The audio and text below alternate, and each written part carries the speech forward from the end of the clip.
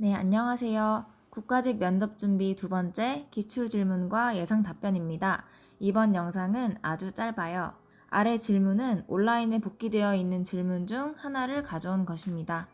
예상 답변은 저의 개인적인 의견이 다분한 답변이니까 참고만 하셔서 면접 준비에 활용하시면 좋을 것 같아요. 이번 질문은 이것입니다. 다양성, 전문성, 외부 충원 방법 외에 내부에서 다양성과 전문성을 갖출 수 있는 방법은 무엇인가?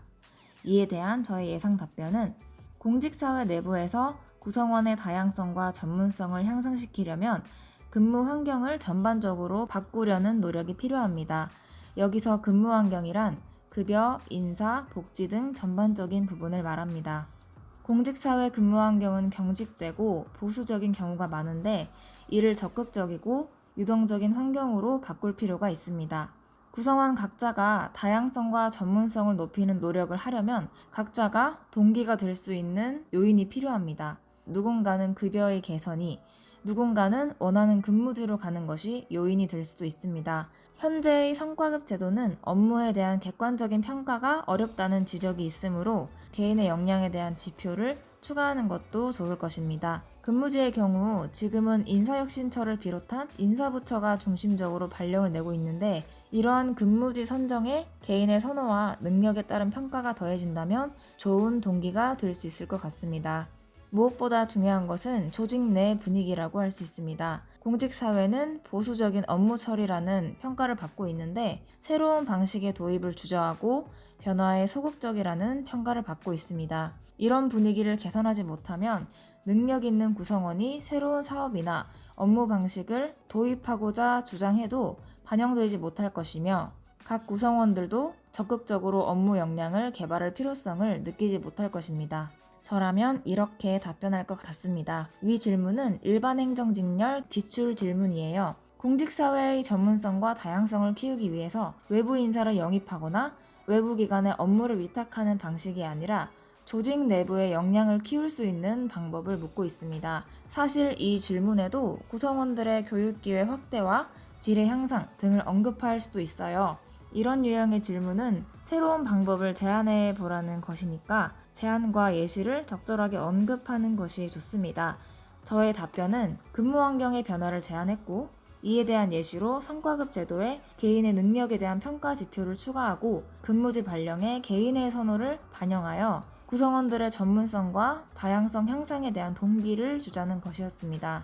교육기회 확대와 교육 수준의 향상을 제안한다면 업무 담당자의 집합교육과 원격 교육의 기회를 확대하고 주기적으로 업무 능력을 평가하며 이 평가 결과에 대한 포상으로 구성원들의 욕구를 자극하는 방법을 언급할 수도 있습니다. 네, 자 이제 이렇게 답변이 끝났으니까 면접관들의 꼬리 질문이 나올 차례입니다.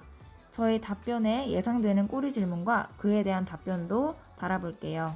꼬리 질문 예시 1번. 성과급 제도에 개인의 역량에 대한 지표를 추가한다는 내용에 대해서 구체적으로 말해보세요.